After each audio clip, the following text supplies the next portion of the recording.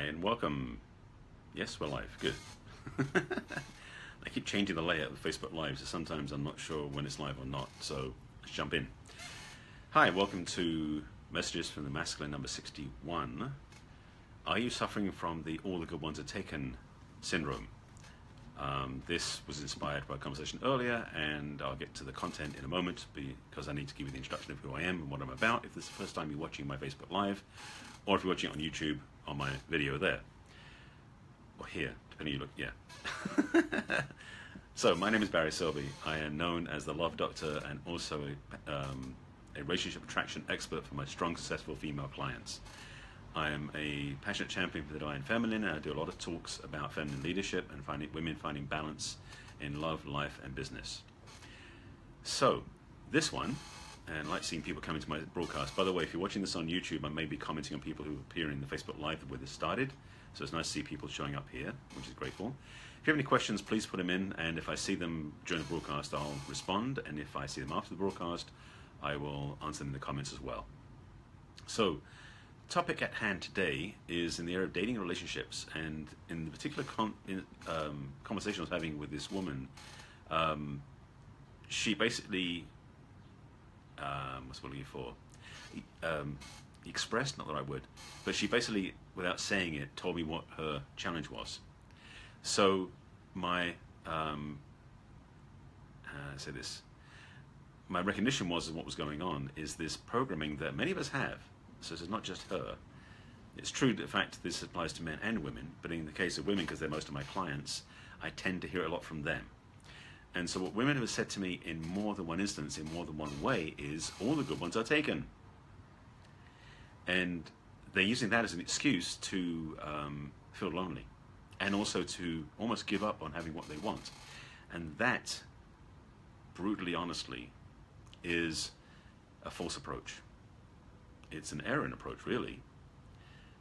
In the conversation I was having, and this you may take into your own life and use yourself, there may be a lot of people that, let's just say, I can rewind a second. How about this? I'll let you put myself on the spot and talk about my own journey. Why not? There we go. I have been single now for pretty much continuously for just about 10 years, almost 10 and a half years, which people say, you're a relationship coach. How can you be single and not be doing dating and blah, blah, blah, blah, blah. I'll explain, and also explain part of what's happening now. I had a very big wake-up call after my last breakup 10 and a half years ago that I was off track in my own journey, my own understanding, and my own functionality in a relationship. And after being on this personal growth journey for over 30 years, you think I'd have the things figured out? Apparently not. Not everything, anyway. The wake-up call I had at that time was to discover there's a whole piece of knowledge that I didn't know at the time, which I am very immersed in now, which basically, in simple terms, is the masculine and feminine polarity, which you've heard me talk about. Part of that understanding for me, which is an epiphany and a wake-up call, because I had proven the other way doesn't work, is that to be in my masculine, I had to put my relationship second, after whatever my purpose was. The truly authentic man in his masculine heart is driven by a mission and purpose in the world that is this first priority. And a relationship comes second to that. Not secondary as in less than, but second as in once he's got that focus, he can then have a functional relationship without being lost in the wind. Because when I didn't do that, and I was in a relationship before that point, I'd commit all myself to my relationship, which I thought was the right thing to do, in service to my partner, asking her whatever she wanted, I would do for her. And it drove her crazy. Actually, 3 different women it drove crazy. Because I wasn't clearly owning my value in the world, living my work in the world, and demonstrating my purpose. Not so much demonstrating, but embodying my purpose in the world. And then I can enjoy my relationship as a relationship, not as a catch-all for everything. I hope that makes sense. So part of the lesson was, in that journey, was I didn't know what it was, what my purpose was, why I was here. And so, honestly, for the last 10 and a half years, I've been really grounding, standing in, and expressing my work in the world in a big way. That's what led to my book being published, led to the second book I'm working on now. Yes, the second book's coming. It may be birthed from these broadcasts, by the way. And I'm also part of another chapter book. And over 30 telesummits. Sorry, I hate the word tele. 30 series and summits I've been a featured expert on. So I've really been grounding and owning and expressing my mission, my work in the world. And what's happening with these talks, for example, is that it's shifting too. There's a call to action happening now for me more and more to be in service to women being in their feminine, as I mentioned at the beginning, to really help strong, successful women find balance in love, life, and business. Not just find a partner. So that's been what's been driving me. Now, I've been looking at relationship for myself, yes, personally, individually, and privately, for the last couple of years, because I'm saying, okay, well, I've got my work really strong now, time for a relationship. What's come up very clearly is that I'm very much about doing this work in a big way in the world. In fact, I'm looking at doing this in live events and speaking on stages. That's what's coming up next a lot. In fact, I was talking to a speaking coach yesterday about this, and we may do something, I'm not sure.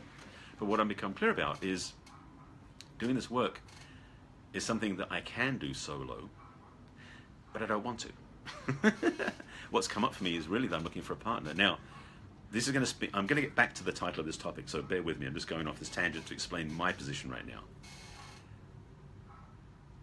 Having been on this path for a long time and being in the last 10 years very immersed in the masculine and feminine conversation, I have met many amazing women along the way. And a lot of them don't fit what I want. And in some ways I looked at a lot of the women I thought I wanted to be with, who were already married, thinking to myself, oh, all the good ones are taken. Thankfully, having been in this journey for a long time, my wiser part of me said, shut up to that voice. Because the recognition is, and this is what I want to get to, yeah, I'll go here now and I'll come back to the other part later. What I get to really clearly is that good ones are taken, yes. All the good ones, not true. So for you out there watching this, when you're thinking to yourself, I really want a great relationship, but all the good ones are taken.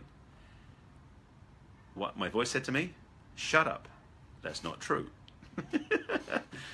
To explain it in more clarification detail is, in the fact that talking to this woman, as I mentioned earlier, who's where she lives, there's a lot of men there, and they said it doesn't matter if there's 50, 100, 1,000, a million men who don't fit the paradigm. You don't date that many. You want the one that you work for yourself, not the one, but you want the one that matches. Which brings it back to you. And this is work I've been doing, because as I said, in my journey, I'm getting clear that I want to do this work in the world, but I want to do it in partnership. I'm actually looking intentionally, not necessarily out loud, but I'm noticing women out there who are doing work that parallels what I'm doing, who are perhaps in the right demographic, psychographic alignment as well, who are single and who are looking for a relationship. And so there's been this interesting conversation with various women who may or may not fit that, but they have skills and understanding that matches or meshes or complements what I do. Okay, that was a marketing pitch for my own relationship. I shouldn't be doing that. But this is the thing. I've met so many gorgeous women over the last 10 years being single. And part of me was like, oh, if only, and I wish, and I would do, and the truth is that there wasn't a match there. And in several cases, some of the women I thought were amazing were in a relationship. All the good ones are taken.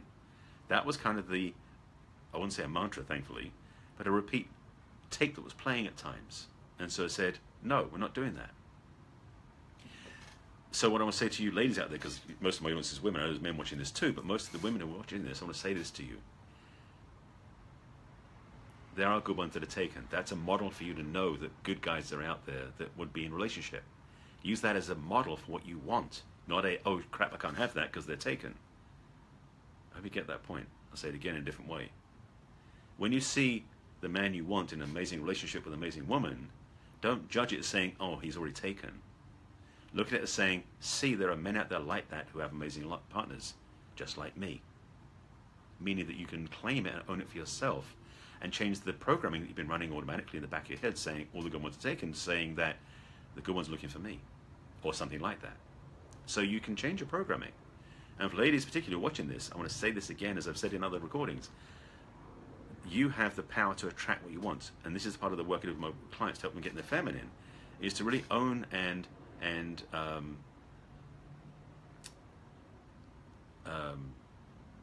sorry, I'm watching somebody's comment come up here. And I am working with coaches, by the way, just as a sidebar answering the question. Someone's asking about if I don't have a coach working with helping me, why would, it's not working. I am working with a coach. But the point about it is that my work with my clients is also helping women attract amazing relationships, because I've learned very clearly on the masculine and feminine piece that I've been studying for the last 10 years that women's power is in the power of attraction, not the power of hunting. There's a better word for that I'm still coming up with. We men are hunters. We go out and do stuff and make things happen. Women are magnificent at attracting and manifesting what they want. So ladies out there, the truth is that when you say all the good ones are taken, you're cutting off your ability to attract. You're shutting it down because you're denying yourself the availability to have what you want. It doesn't matter how clear you are about it. If you keep saying all the good ones are taken, you're blocking the ability to have that. Hope that sinks in. What I said to my friends, my client, well, prospective client earlier today, which I'll say to you as well, is if you really want to get clear about what you want and you do want that relationship, I'll help you reprogram those running beliefs you're carrying and also help you map out and build a magnet, a massively powered magnet to attract what you want in a relationship. If that appeals to you, reach out to me. But this is the point I want to make clear to you, is that what you say and what you end up having won't fit together very well. If you say, I want an amazing relationship, but all the good ones I want to have are already in a relationship, they're not already taken, that doesn't fit together. So it's important for you to watch what you say to yourself. So this syndrome, as I called it, as a joking term, is if you're running this syndrome of all the good ones are taken, you're not going to have much hope of a relationship of your dreams showing up. Does that make sense? Hope it does. Watch what you say to yourself. Listen carefully to what you say out in the world, what you say inside, and if it's not matching what you really want, change it. If you want help, please reach out to me. This is what I'd love to talk about and help you with. You can direct message me over Facebook. If you're on YouTube, you can message me there. And if you know anybody who should watch this, because there may be people out there you think should see this, please share it with them out on social media, however you wish to do that. That is about it. Thank you for watching. Thanks for your questions. If you have any questions after watching the video below, I'll answer them later. And it's going to be on YouTube as well as on Facebook Live. So that's it. And this is number 61 in a series of Facebook Live talks I've been doing. Now, tomorrow will be number 62. Yes, I'm still going. So thanks for watching and thanks for being with me. And I'll see you again soon. Bye.